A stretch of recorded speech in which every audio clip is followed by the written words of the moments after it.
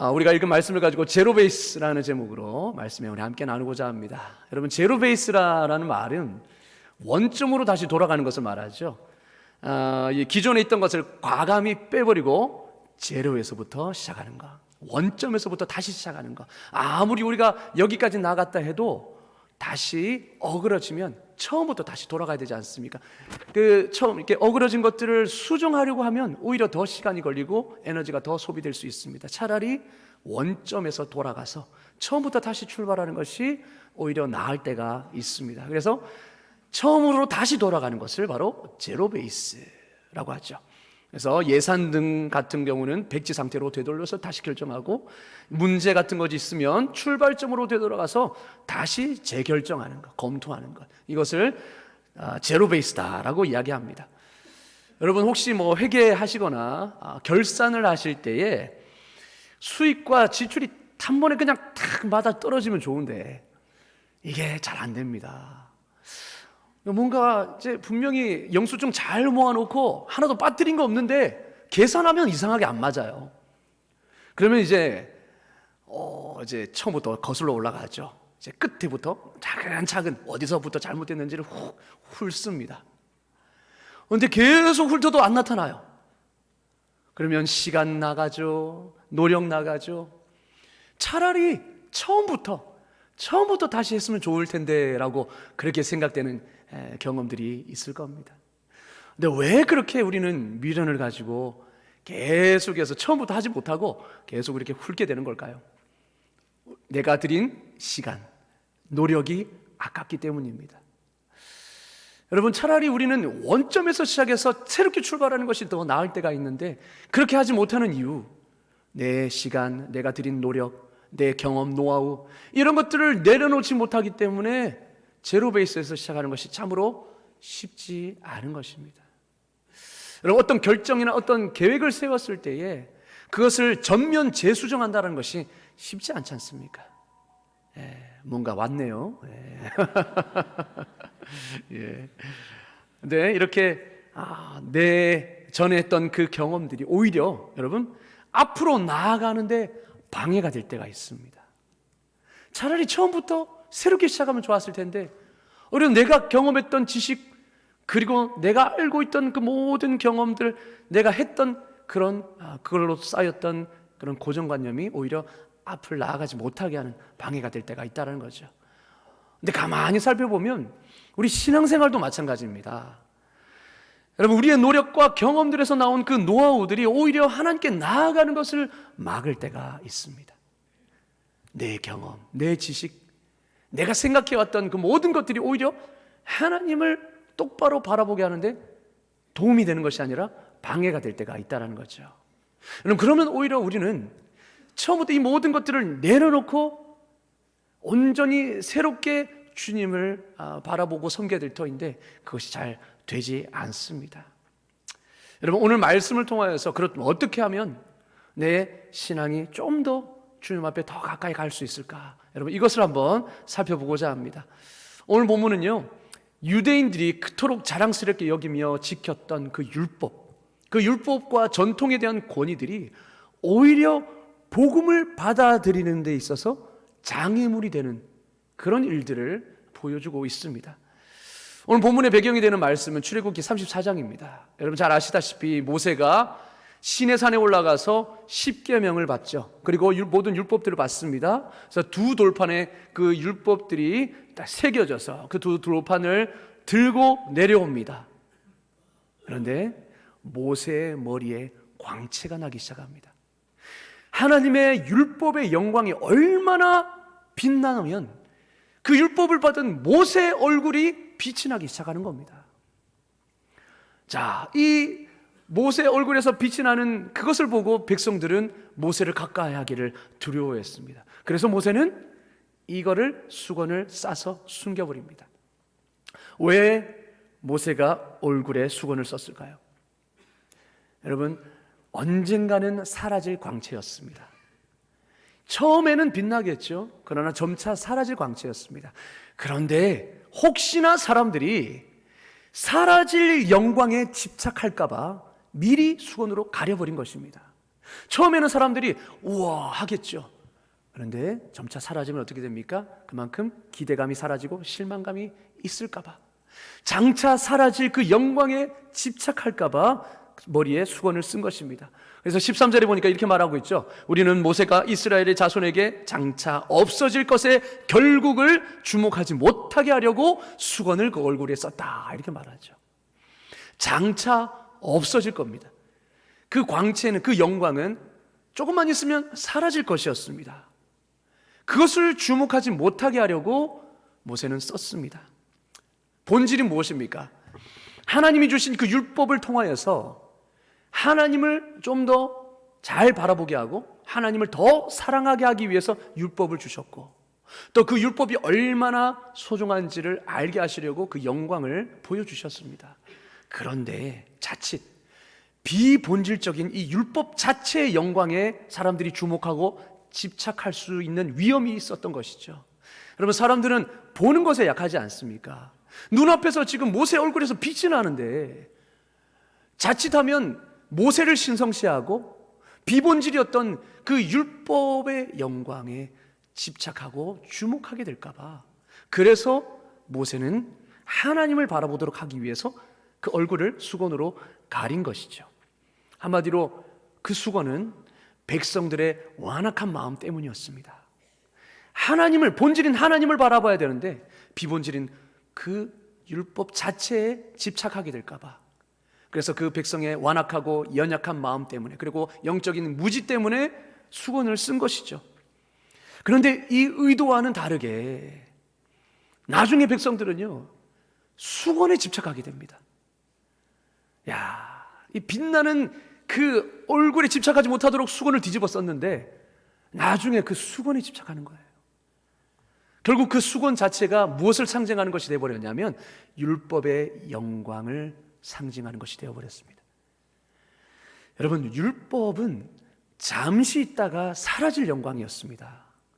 예수님이라는 그 실체가 오면 율법의 역할은 다 한 거예요. 그래서 율법의 영광은 장차 오실 그 예수님에 의해서 사라질 영광이었습니다. 그러면 율법이 지시하고 계시하고 가리키고 있는 예수 그리스도를 바라봐야 되는데 사람들은 어떻게 했습니까? 율법 자체의 그 영광, 율법 자체에 주목하고 집착한 것이죠. 그래서 고린도후서 3장 10절도 이렇게 말하죠. 영광 되었던 것이 더 큰 영광으로 말미암아 이에 영광될 것이 없으나, 그러니까 예수 그리스도 앞에서 율법의 영광은 사라질 수밖에 없는 것입니다. 예수 그리스도라는 그 실체 앞에서 율법이라는 그림자는, 율법은 그림자에 불과했던 것이죠. 그래서 그리스도는 율법의 마침이요 율법의 완성이다라고 로마서 말하고 있지 않습니까?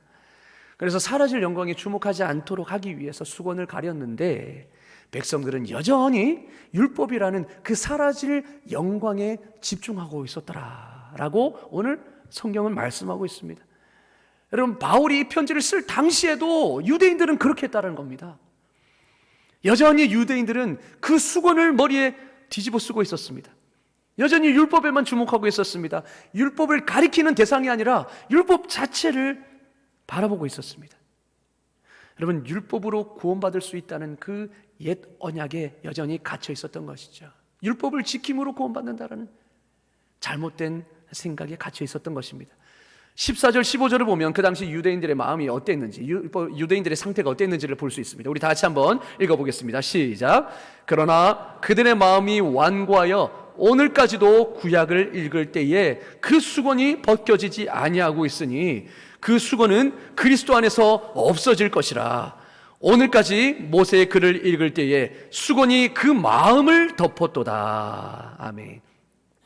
그들의 마음이 완고해져서 여전히 그 마음에 수건이 쌓여 있으니까 어떻게 됩니까? 여전히 율법에 집착하고 있으니 율법이 말하고 있는 궁극적인 진리인 복음, 예수 그리스도 인하여서 그 예수 그리스도를 믿음으로 은혜로 구원받는다라는 그 복음을 바라보지 못했던 겁니다. 그래서 유대인들은요, 아무리 율법을 읽어도 그 뜻을 알지 못했습니다. 마음이 완고해져서 여전히 수건이 벗겨지지 않은 상태로 있었기 때문이죠. 여전히 율법을 통한 구원에 집착하고 있었습니다. 율법을 지켜서 구원받는다. 말이 안 되는 거죠. 할 수 없는 불가능한 일이었습니다. 그러니 여전히 무거운 짐을 진 채로 여러분 614가지가 되는 그 율법의 전통들을 지키려고 아등바등 그렇게 살았던 것이죠. 불가능한 일들을. 그래서 어느 주석은 이렇게 설명했습니다. 유대인들은 오직 하나님의 은혜, 즉 그리스도를 받아들이게 하기 위해 예비적인 수단으로 율법을 바라본 것이 아니라 율법을 하나님의 최종적인 계시로 여겼다. 그렇기에 옛 언약을 파고드는 그 은혜를 놓치고 있었다. 은혜를 놓치고 있었습니다. 율법에만 너무 집착한 나머지 예수 그리스도로 말미암는 그 은혜, 거저주는, 값없이 주는 그 선물, 은혜를 놓치고 있었다라는 것이죠.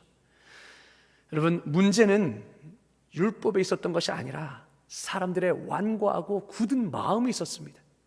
그래서 그 수건은요, 어떻게 보면 주님을 제대로 보지 못하게 하는 마음을 가린 것이라고 할 수 있겠죠. 그러니까 수건은 사람들의 마음 위에 씌워져 있었던 것입니다. 그렇게 율법이 가리키고 있는 그 율법의 최종 진리인 복음을 보지 못했던 거죠. 여러분, 아이러니합니다. 왜냐?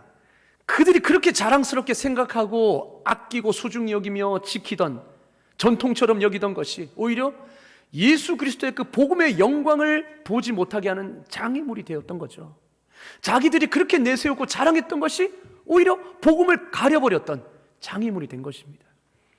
그래서 여러 주석은 그들의 마음을 가리고 있던 그 수건을 이렇게 설명했습니다. 해석했습니다. WBC 주석은 이렇게 말합니다. 모세가 썼던 수건은 구약을 읽는 유대인 독자들에게 여전히 진리를 감추는 장애물들을 상징적으로 보여주는 것이었다. 유대인 안에 있는 마음의 수건, 그것은 무엇이었냐? 진리를 감추는 장애물, 진리를 보지 못하게 하는 그 장애물이었다는 거죠. 그리고 LAB 주석은 이렇게 말합니다. 그것은 자긍심으로 덮인 유대인들의 마음, 완고해진 심령, 회개를 거부하는 마음 등 하나님의 위대한 구원 계획과 은혜를 이해할 수 없게 만드는 죄를 나타내는 것이었다. 한마디로 여기서 말하는 수건은 사람의 마음을 덮어서 주님을 보지 못하게 하는 것이었다라는 겁니다. 여러분, 자신이 가지고 있던 아집과 독선의 수건 때문에 수많은 유대인들이 매주 성경을 읽으면서도 보면서도 그 성경이 가리키고 있는 예수님을 발견하지 못했다라는 거죠. 이사야, 예레미야, 수없이 많은 선지자에서 내가 예수 그리스도, 나의 종 예수를 보내서 너희 죄를 대신 지게 하고 너희가 그렇게 지킬 수 없었던 율법, 그 의를 그분이 이루어서 너에게 값없이 그 은혜를, 구원을 선물로 주겠다라는 그 하나님의 약속의 말씀을 보지 못했던 겁니다. 여전히 왜 그렇습니까? 그 마음의 수건으로 쌓여있기 때문에 그들의 아집과 그들의 경험과 그들이 잘못 생각하는 그 모든 지식들, 그것이 율법을 바로 보지 못하게, 복음을 바로 보지 못하게 했던 것입니다. 그리고 그 수건은 유대인들에게만 작용했던 것이 아닙니다. 오늘날 온갖 부류의 사람들, 수많은 부류의 사람들에게 작용하고 있습니다. 이 세상의 신에게 눈이 멀어 있는 사람들, 명예, 돈, 권력에 눈이 멀어 있는 사람들, 소유의 풍족함이 진정한 만족과 안전함을 가져다 줄 것이다라는 잘못된 신념이 그들을 가리고 있습니다. 그리고 자기 고집과 아집의 수건으로 가려져 있고요, 고정관념의 수건들로 가려져 있는 사람들이 얼마나 많습니까? 이것은 비단 믿지 않는 사람에게만 해당되는 것이 아닙니다. 믿는 사람들에게도 여전히 우리의 마음을 덮어서 주님께 온전히 나아가지 못하게 하는 그 수건들이 많이 있습니다. 유대인들이 그렇게 자랑하며 아끼고 지키던 율법이 아닙니까? 그런데 정작 율법이 최종적으로 가리키는 그 예수님을 보지 못했다라는 것은 정말 아이러니한 것입니다. 근데 문제는요, 우리에게도 그런 일이 충분히 일어날 수 있다는 것입니다. 여러분, 내가 자랑하는 신앙의 연수, 봉사와 헌신의 경험, 그리고 내 성경적인 지식, 주관적인 경험으로 생겨진 고정관념들, 여러분 이것들이 오히려 주님을 보지 못하게 하는 수건이 되는 것입니다. 제 경험을 좀 말씀드리고자 합니다. 어느 집회를 참여했습니다. 집회에 한참 찬양팀이 찬양을 인도하고 있었습니다. 특별히 마지막 곡이 이 믿음 더욱 굳세라 라는 곡입니다. 잘 아시죠? 이 믿음 더욱 굳세라 주가 지켜주신다. 자, 이 곡을 이제 마지막 곡으로 해서 찬양을 이제 인도하고 있었습니다. 후렴구를 계속 반복했습니다. 3-4번까지는 괜찮았습니다. 근데 4번을 넘어서서 후렴을 5번, 6번, 7번, 10번을 반복하는 겁니다. 끝나겠지 했는데 또 하고 끝나겠지 했는데 또 하고 계속 후렴을 반복하는 거예요. 불편해지기 시작했습니다. 저는 제가 이제 찬양 인도를 해본 경험이 있으니까 찬양 인도에 대한 고정관념이 있었던 거예요. 뭐냐? 찬양 인도는 이렇게 해야 돼. 끝에 후렴 반복은 많아봤자 3번, 딱 3번이 적당해. 그리고 이 끝에 마무리할 때 약간 느려지면서 마무리는 웅장하고 깔끔하게 해야 은혜로운 찬양이 돼. 이런 생각을 제가 가지고 있었습니다. 그런데 그 집회 때 했던 찬양 인도는 제 생각, 제 고정관념과는 완전히 반대되는 찬양이었습니다. 그래서 저는 이런 생각했습니다. 이러면 안 되지 부터 시작해서 순서 맡은 자들이 아직도 안 왔나, 이건 뭐지, 여기 슬슬 짜증나네 하면서 별별 생각이 다 들었습니다. 처음에는요 은혜로웠던 찬양이 이제는 짜증으로 바뀌는 겁니다. 여러분 이 믿음 더욱 굳세라 아시잖아요. 얼마나 높습니까? 후렴 부분이 미파까지 이렇게 왔다 갔다 하는데, 여러분 안 그래도 고음인데 10번을 반복하면 목 나갑니다. 목이 너무 이렇게 무리가 가더라고요. 은혜가 안 되는 겁니다. 근데 점차 이 시간이 흐르면서 하나님이 제 마음을 강하게 채찍질하기 시작하셨습니다. 하나님이 한 가지 깨달음을 주시더라고요. 찬양 인도에 대한 저의 경험과 지식으로 쌓여진 이 고정관념이 오히려 하나님 앞에 나아가지 못하게 하는 장애물이 된 것입니다. 차라리 찬양 인도를 내가 해보지 않았고 그저 찬양 인도를 어떻게 하는지 내가 몰랐다면 그저 그분이 인도하시는 대로 순복하면서 찬양하며 은혜를 받았을 것입니다. 근데 내가 해본 그 경험, 어줍지 않게 했던 그 경험과 지식이 고정관념이 되어서 판단하고 있는 거예요. 그 찬양을. 결국 내가 이것들을 깨뜨리지 않고는 하나님의 임재 앞으로 나아갈 수 없겠다. 그런 깨달음을 하나님 주셨습니다. 그래서 아예 처음부터 찬양 인도에 대한 고정관념을 내려놓기 시작했습니다. 하나님, 이대로는 내가 하나님 앞에 나아갈 수 없습니다. 은혜 받을 수 없습니다. 이것들을 내려놓아야만 했습니다. 제로 베이스에서 다시 시작해야 했던 것이죠. 기존에 내가 가지고 있던 생각과 경험과 지식을 다 내려놓아야만 했습니다. 여러분 기도할 때도 마찬가지잖아요. 내가 다 방향 정해놓고 내가 기도 응답의 시, 때, 방법까지도 내가 다 정해놓고 그렇게 기도하지 않습니까? 그래놓고 기도 응답이 안 된다고 하나님을 그렇게 원망하고 의심하는 것이 우리입니다.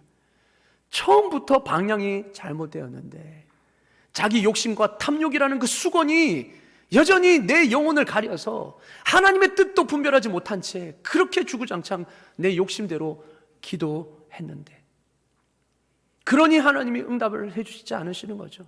여러분 그러면 어떻게 해야 됩니까? 내 모든 생각, 응답에 대한 기대, 하나님이 어떻게 이렇게 해주셔야 된다는 나의 모든 생각 다 내려놓아야죠.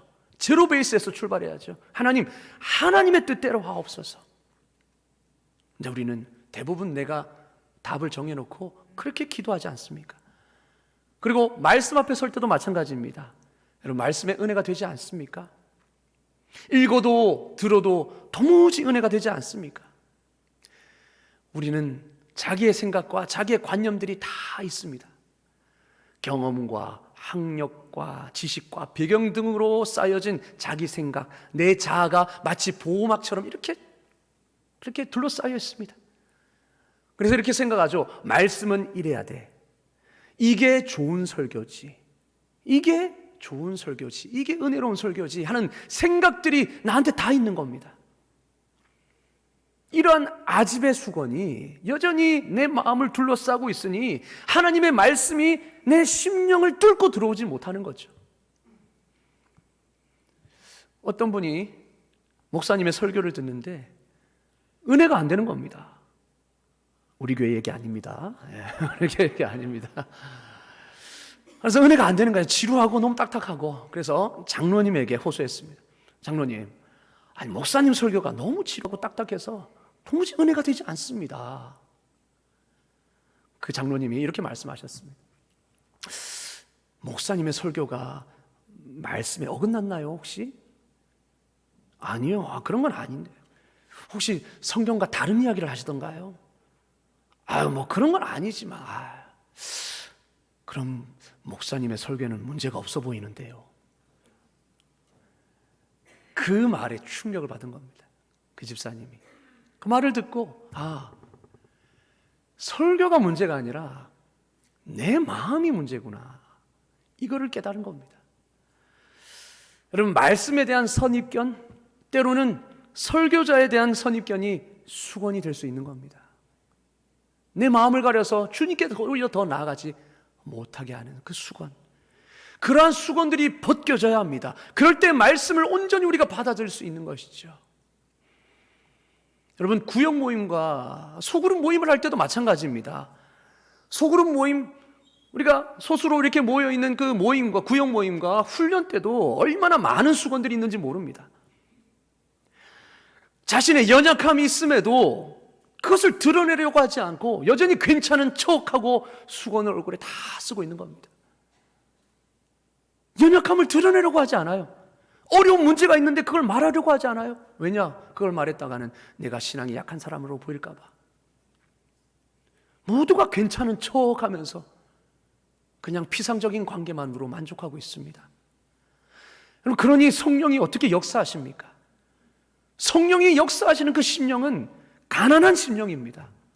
내가 연약함을 알고 하나님의 말씀만이 내게 만족함이 됩니다. 그런 갈급한 심령으로 나온 심령들, 때로는 내가 연약함을 고백하고 또한 다른 지체가 나를 도울 수 있음을 인정하면서 내 연약함을 내려놓고 그리고 기도 제목으로 요청하며 이야기할 때, 그때 함께 합심해서 기도할 때 성령님이 그 연약함을 강함으로 채워주시고 그 기도를 통해서 하나님 강하게 역사하시는 것이죠. 그런데 우리는 대부분 어떻습니까? 괜찮은 척, 아무 일 없는 척. 우리는 그 마음의 수건을 둘러싸고 있습니다. 이 수건이 벗겨져야 주님을 볼 수 있는 것입니다. 여러분, 그렇다면 어떻게 해야 수건이 벗겨집니까? 어떻게 해야 수건이 벗겨지는가? 16절에서 말씀합니다. 우리 다 같이 16절 읽겠습니다. 시작. 그러나 언제든지 주께로 돌아가면 그 수건이 벗겨지리라. 아멘. 주님께로 돌아갈 때 그 수건이 벗겨진다 말합니다. 그럼 모세가 언제 수건을 벗었느냐? 성막에 들어갈 때 수건을 벗었습니다. 왜 그렇습니까? 성막에는 누가 계시기 때문이죠? 하나님이 계시기 때문이죠. 성막에는 하나님의 임재가 있기 때문에 사람들이 없습니다. 그렇기 때문에 수건을 쓸 필요가 없는 것이죠. 수건을 벗었습니다. 마찬가지로 우리는 하나님께 나아갈 때에 우리 수건이 벗겨지는 것입니다. 여러분, 주님께로 돌아갈 때 우리 그 수건은 벗겨집니다. 사람이 예수님께로 돌아갈 때에 주의 영에 의해서 그 수건이 벗겨집니다. 그래서 예수 그리스도야말로 우리의 제로 베이스가 되시는 것입니다. 율법 그 자체는 하나님이 주신 선한 것이지만 율법이 복음이 될 수가 없습니다. 여러분, 율법은 기준을 제시하지만 그 기준대로 우리가 나아갈 수 있는 힘을 제공해 주는 못해요. 그게 율법의 한계입니다. 기준은 제시하지만 그 기준대로 살 수 있는 힘과 능력은 공급해 주지 못합니다. 그게 율법의 실패였습니다. 한계였습니다. 우리를 변화시킬 수도 없고 구원시킬 수도 없습니다. 그러나 우리가 예수님께로 돌아가면 하나님은 예수 안에서 우리를 구원해 주시는 줄로 믿습니다. 예수님의 십자가의 공로에 힘입어서 우리를 죄 없다 하시고 우리에게 아무것도 없는 그 의를 예수님의 의로 우리에게 채워주셔서 예수의 공로로 말미암아 우리를 의롭다 하시고 우리를 구원하시지 않습니까? 예수님께 돌아갈 때 우리 하나님은 그 예수 안에서 우리를 구원하시는 것입니다. 죄에서 구원하시고 죄에서 자유케 하시고 그리고 영적 무지와 완고한 마음에서부터 우리를 구원하시는 것입니다. 1차적으로 예수님께, 누구든지 예수님께 돌아갈 때에 주님께서는 그 수건을 벗기셔서 성경의 뜻을 이해하게 하시고 깨닫게 하시고 예수 그리스도를 믿게 하시고 영생을 주시는 것입니다. 그리고 내 공로로 내 선행으로 구원받으려고 애쓰는 그 헛된 노력으로부터 우리를 구원해 주시고 자유케 하시는 것이죠. 그리고 믿는 자들에게도 예수 그리스도야말로 제로 베이스가 되어주십니다. 믿는 자들 역시 신앙의 길을 벗어났을 때에 어그러진 길로 들어섰을 때에 돌아가야 할 곳이 어디입니까? 예수 그리스도시죠. 예수님께 돌아갈 때 주님께서는 우리의 죄로 인한 무지로부터 우리를 구원해 주시는 것입니다. 깨닫게 하시고 우리가 붙들어야 할 본질을 보게 하시는 것이죠. 여러분, 우리가 너무나 비본질적인 부분에 매여 있지 않습니까? 이거는 이래야 돼, 예배는 이래야 돼, 설교는 이래야 돼, 찬양은 이래야 돼 라는 내 경험으로 쌓인 주관적인 고정관념에 얼마나 우리가 수건에 둘러싸여 있습니까? 하나님을 바라보지 못하는 겁니다. 그 수건 때문에. 그러나 예수님을 바라볼 때, 예수 그리스도께로 돌아갈 때 그 수건이 벗겨지는 줄로 믿습니다. 아까 나눴던 제 이야기를 좀 더 해볼까 합니다. 찬양 인도에 대한 나의 고정관념이 하나님께 나아가는 것을 막았음을 하나님이 깨닫게 해주셨습니다. 그리고 찬양 인도라는 장막 뒤에 계신 하나님을 보게 하셨습니다. 찬양 인도는 사람이 하고 있었지만 그 찬양 인도 뒤에, 장막 뒤에 계시는 하나님을 보게 하셨습니다. 어떠한 찬양 인도든지 찬양 자체의 그 순수한 권위 앞에 순종하지 못하고 순복하지 못했던 나 자신을 보게 하셨습니다. 결국 무엇입니까? 찬양의 대상은 하나님이신 겁니다. 찬양 자체의 권위는 하나님께 있는 것입니다. 근데 그거를 순복하지 못하고 그저 드러난 그 사람, 그것이 내 고정과 내 생각과 맞지 않다고 해서 거기에 순복하지 못하는 나의 교만을 보게 되었습니다. 여러분, 우리는 비록 사람이 찬양 인도하고 있지만 찬양 그 자체의 권위는 누구한테 있습니까?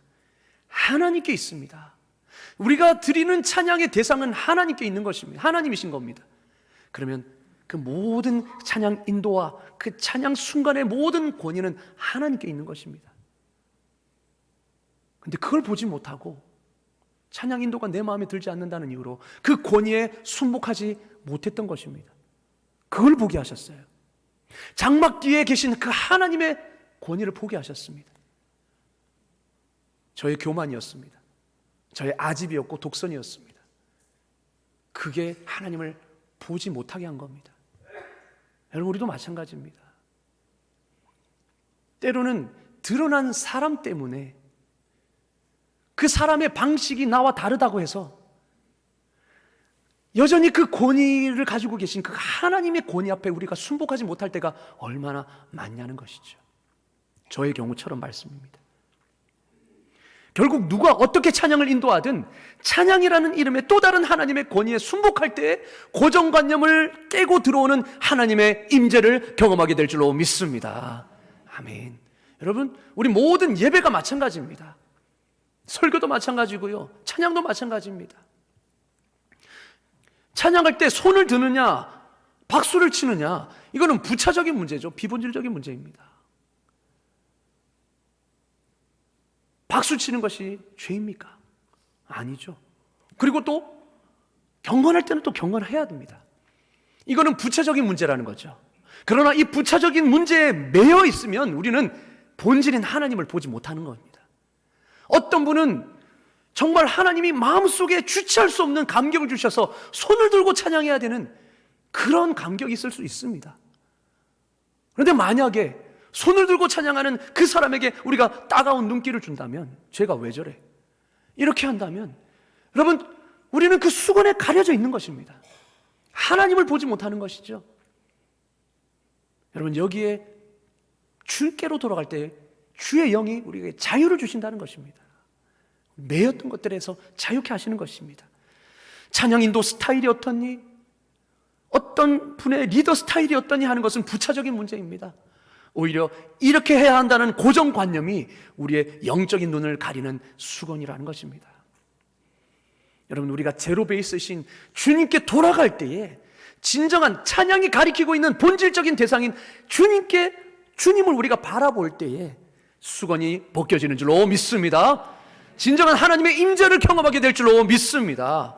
여러분, 17절 다 같이 한번 읽어보겠습니다. 시작.